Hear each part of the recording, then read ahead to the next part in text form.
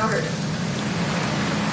Trying to check if the police department helped when you were at down the street or at the single view apartments? No.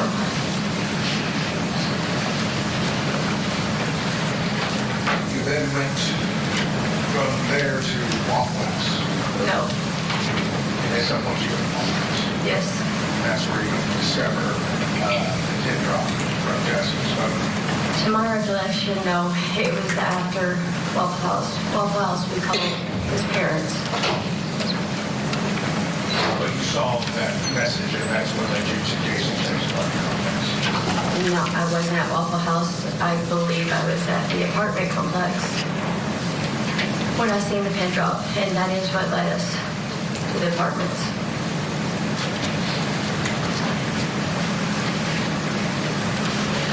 You were interviewed by police about what happened at Jason's apartment, weren't you? Yes.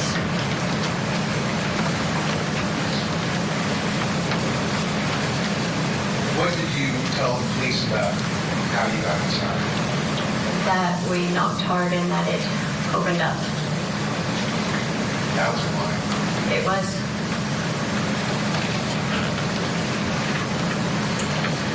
And then do you remember testifying previously in this case? I do. And just like then you took an oath, didn't you? I did. You swore to tell the truth. Yes. The whole truth. Yes. And nothing but the truth. Yes. What did you tell this court on how you got, or how you entered into the apartment? That we opened up the credit card.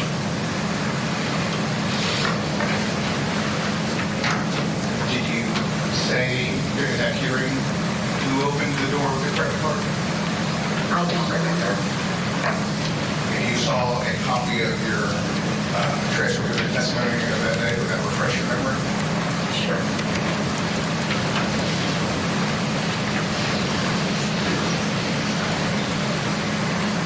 Please go ahead and read over your previous testimony and let me know when you have an opportunity or when you're done.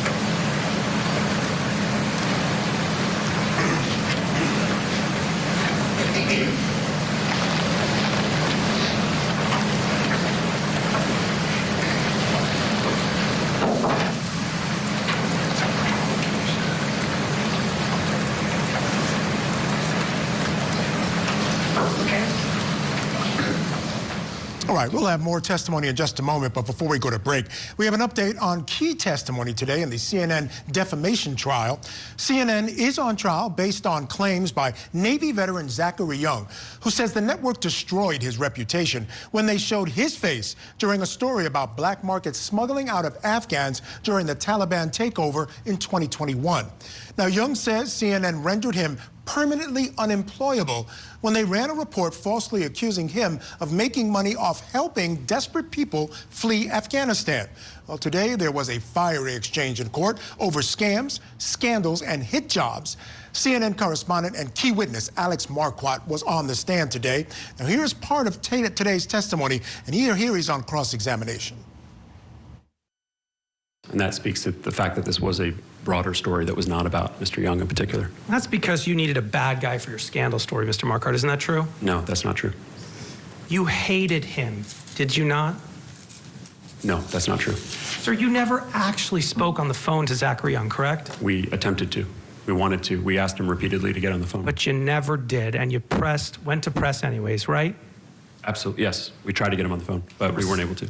So just 1 hour after you find out that CNN has greenlit your Afghan money post, you tell Phillips, we gonna nail this Zachary Young, don't you? I see that, yes. And he responds with, gonna hold you to that one, cowboy. Now, Marquardt did try to explain his process for putting the story together and including Young in the story. Sir, you've heard CNN called fake news before, have you not? I've heard that said. Do you agree with that characterization? No, I don't. Is it a journalist's job to report the truth or to entertain? Very much to tell the truth. So the story in this case, it was not about corporate evacuations, was it? No, it was not. It was about regular people, many of whom were being hunted by the Taliban, or their family members were being hunted by the Taliban. To use Mr. Young's words, many of them were on what might be called a kill list, and it was about their efforts to get out of the country, get out of very dangerous situations. So it wasn't about companies hiring private contractors like Mr. Young to get their employees out of Afghanistan, right? That's not what the story was, no. Now, this case will soon be in the hands of the jury in Panama City, Florida. Closing arguments could begin as early as Wednesday. All right, we'll take that break now, but when we return, the defense grills the victim's mother about why there's a change in her testimony today. So stay tuned. More testimony in the Suitcase by the River murder trial. Keep it here on Court TV, your front row seat to justice. Tonight, on Closing Arguments, a Tennessee man accused of fatally stabbing his girlfriend and putting her body in a suitcase faces a jury. We'll bring you the latest from today's opening statements and testimony. Closing Arguments, tonight at 8/7 Central, only on Court TV. This week on Opening Statements. Did a bad breakup lead to murder? We'll bring you the latest before court begins each day in the case against Victor Rivera. Opening Statements with Julie Grant. Weekday mornings at 8/7 Central on Court TV.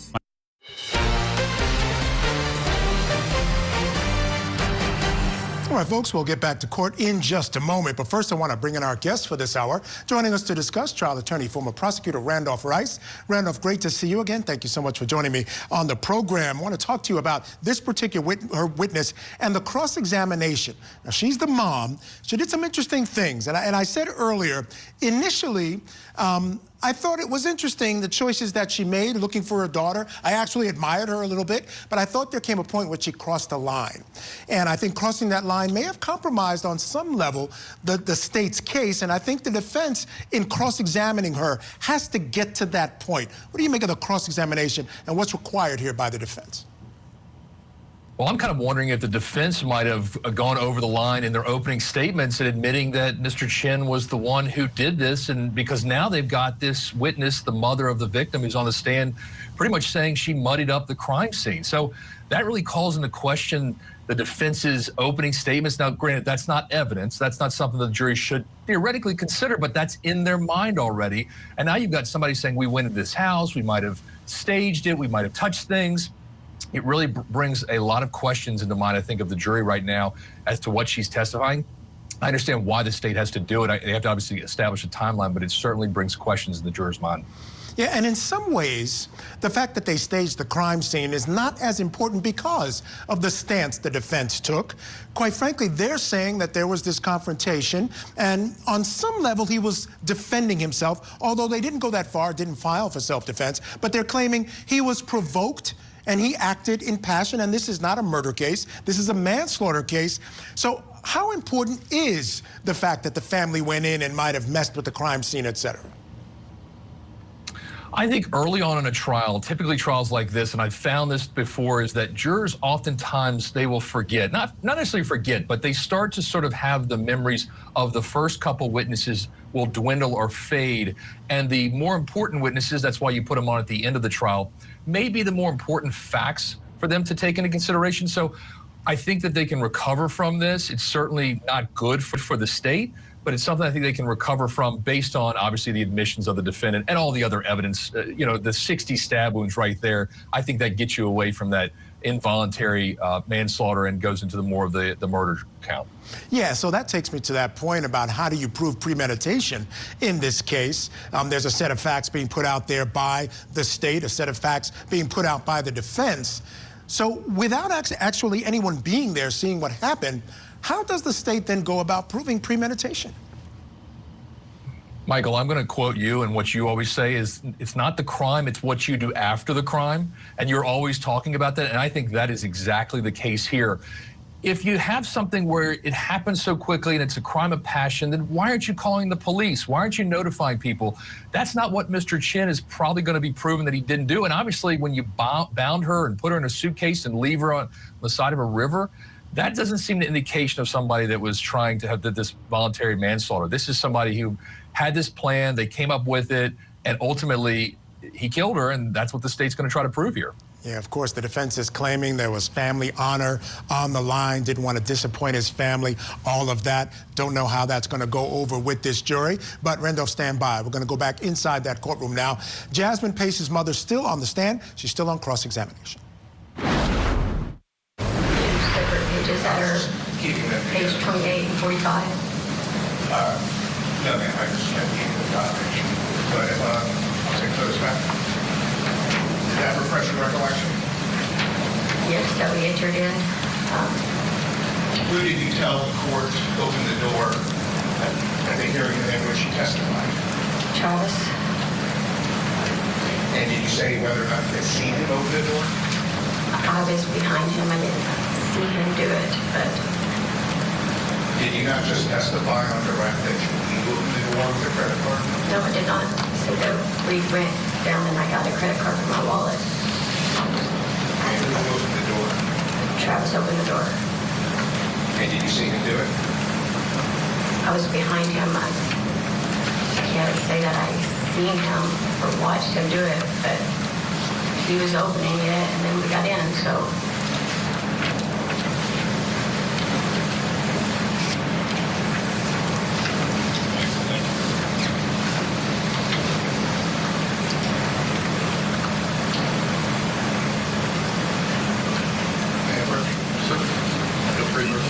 Here's page 45.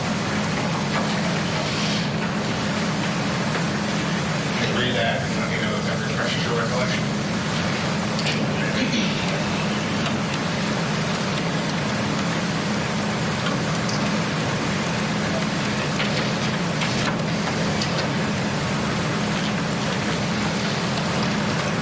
Refresh my recollection on, How you made entry into Jason Chen's apartment. I already said that we used a credit card and entered his apartment. And what did you say on that day? It says right here,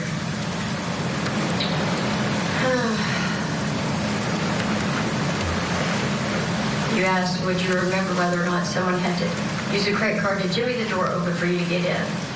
I said, I don't remember, actually. And I believe that was because you were asking about the next time we got in, not the original time.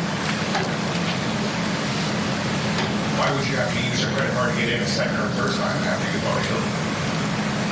Because I'm assuming it was locked.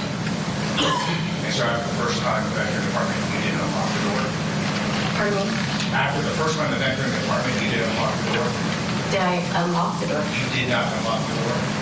I don't know. I don't remember the details of if a door was locked or if a drawer was opened or a cabinet or who did it. I don't remember those details. Those were not relevant details to me in the moment because who opened a cabinet or a door or it. Why is your testimony different today than it was? It isn't. And I'm recalling it to the best of my ability for something that happened 2.5 years ago that I hadn't slept and that I was scared to death. So when I asked you back in February last year, so you went in there, how did you get into the apartment? You said, I don't remember. Oh, well, that was for the second time. And I don't remember.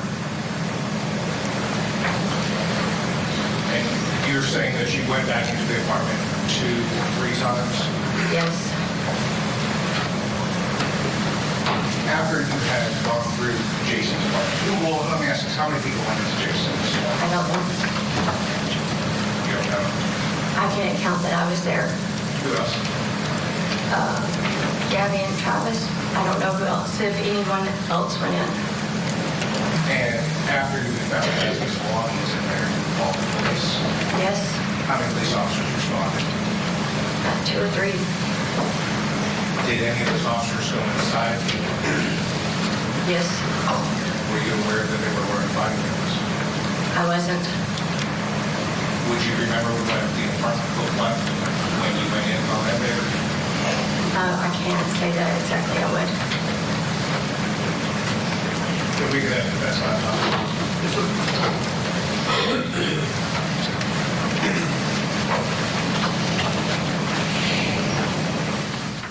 All right, questioning her about the crime scene when she walked in.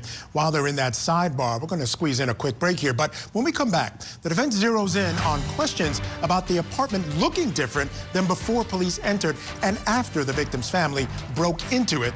Cross-examination in the Suitcase by the River murder trial wraps up next. So keep it here on Court TV. Call now.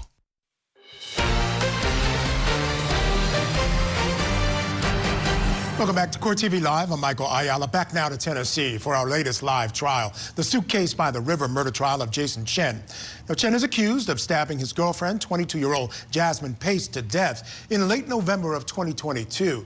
Now, according to the victim's mother, the two were getting to know each other after meeting on a dating app. Well, Pace's remains were found a day after Chen's arrest. She was stuffed in a suitcase and had suffered more than 60 stab wounds. I want to get you back into court now, where the defense is finishing its cross-examination of the victim's mother, Catrina Bean. She's on the stand.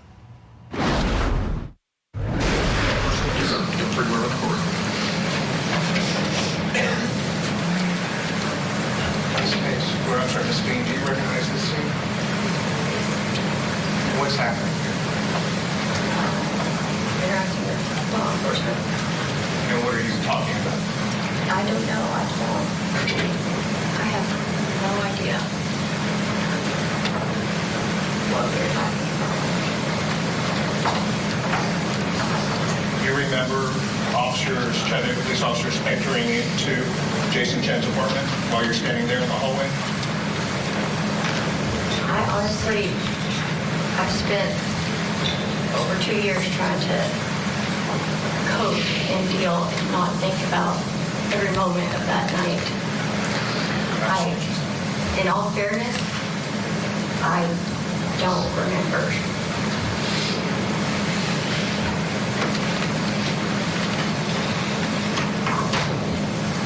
So you wouldn't remember what the apartment looked like if I were to show you a video of it? I would remember some of it, I'm sure, but to be able to recall every detail of the apartment, no, I couldn't. You said that you didn't do anything around the apartment, did you? No. Do you know anyone else that did? I don't know. Did anyone, and let's say describe as your search warrant, do you know that they went to the apartment without you? I don't know. Has anyone told you they moved around things in Jason Chen's apartment to make it look more incriminating? No.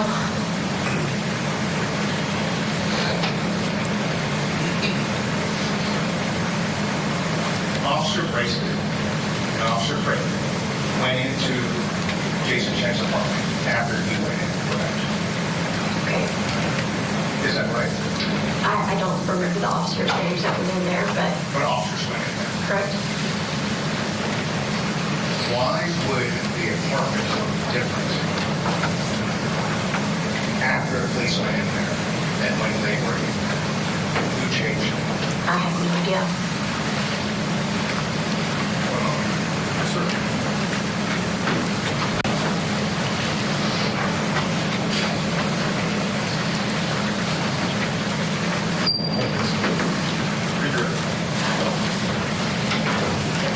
Catrina,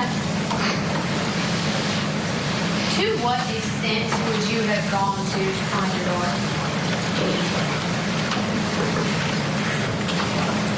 Did you believe that she could have been in Jason Chen's apartment that day?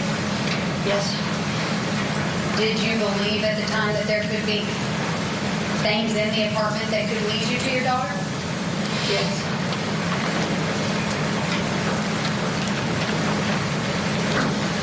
Are you aware? Do you know whether or not Mr. Chen went to his apartment after you entered his apartment? I don't know.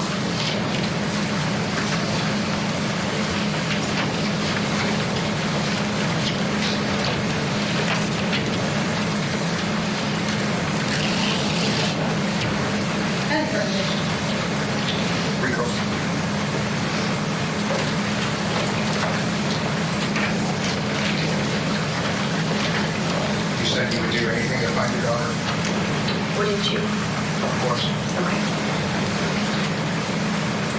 Would you bring into an apartment? To find my daughter? Yes. You would lie to police? I was just trying to find my daughter. You would perjure yourself under oath? I haven't perjured myself. No other questions?